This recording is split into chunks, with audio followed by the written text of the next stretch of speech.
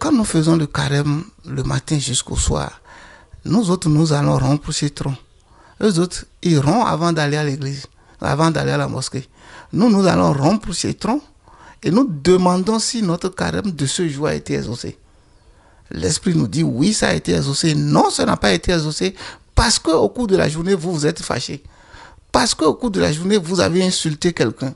Parce qu'au cours de la journée, vous avez fait l'erreur de commettre telle ou telle bêtise. Au cours de la journée, vous avez regardé avec admiration une femme alors que vous êtes en carême. Ça fait que le soir, quand vous allez rompre le carême, l'Esprit vous dit que votre carême n'a pas marché. Et donc ça nous amène à nous corriger, à respecter scrupuleusement les lois du carême. Donc nous autres, nous n'avons pas failli dans notre carême que nous faisons. Et nous faisons 30 jours sur 30, nous faisons 30 jours d'abstinence sexuelle aussi au cours de notre carême. Donc c'est un jeûne de pureté que nous faisons dans l'esprit tronc. Le carême, en réalité, nous autres, nous commençons aussi à 4 heures du matin. Et déjà, 4h30, avant 5 heures, nous sommes déjà prêts, on finit déjà avec le carême. Et le soir, à 19 heures, on rend le carême. Généralement, nous commencions avant eux, nous commencions une journée avant les musulmans. Pourquoi? Parce que nous suivons la sortie de la lune. Alors, cette année, la lune est apparue pratiquement le dimanche 10h58. Alors, à l'heure là, sans que la lune n'apparaisse, nous ne pouvons pas commencer.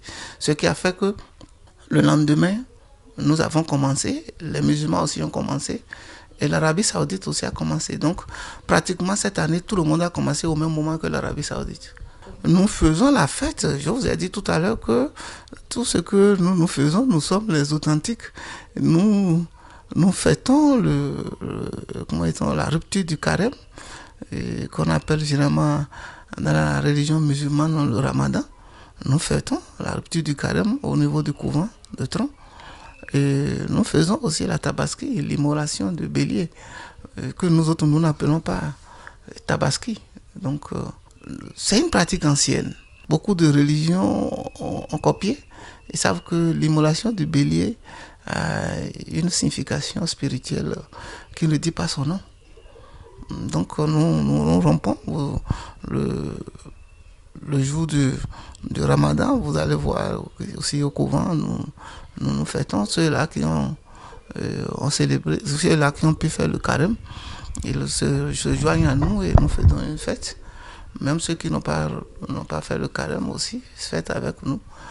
Ce qui est sûr, c'est que le soir, généralement, nous rompons ensemble. Tous ceux qui ont fait le carême au niveau du couvent, ils viennent parce que chacun veut savoir si son carême du jour a été exaucé. Donc, le soir, nous nous regroupons autour de l'esprit pour demander si nos carèmes de la journée ont porté.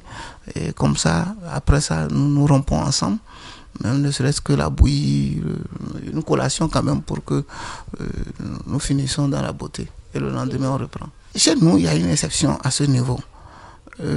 Quand l'Esprit vous dit que vous n'avez pas, que votre carême n'a pas été accepté, n'a pas exaucé, c'est à lui de vous dire de reprendre ou de ne pas reprendre. Parce qu'il est le seul détenteur du pouvoir de l'expiation du péché. Donc, il peut expier votre péché et vous dire de continuer sans reprendre ce carême-là, comme il peut vous demander de reprendre. Mais généralement, il expie nos péchés et souvent, il ne nous demande pas de reprendre. S'il demandait de reprendre après le carême, vous continuez pour faire le reste. Cela arrive par moment où il demande de reprendre parce que ça dépend de ce que tu as commis comme erreur au moment de ce jeûne-là. En réalité, quand vous êtes en période de jeûne, vous devez être en période de prière intense. Vous pouvez aller 2 ou 3 fois au couvent prier dans la journée, comme vous pouvez ne pas aller toute la journée. Et comment dit-on, le soir, vous allez prier pour rompre le carême et puis c'est fini. La manière de prier chez les musulmans n'est pas la même chose que chez nous. Nous avons la divinité qui nous guide, qui nous dit déjà si ce que nous avons fait est bon ou mauvais. Si elle nous dit, viens prier demain avec tel nombre de colas, nous allons prier avec le nombre de colas. Peut-être que c'est avec ce cola-là qu'il expie notre péché. Peut-être que c'est avec ce cola-là qu'il, comment dit-on, il nous fait beaucoup de choses. Donc, c'est à lui, c'est à elle seule de savoir ce qu'elle fait de cette cola-là qu'elle nous demande.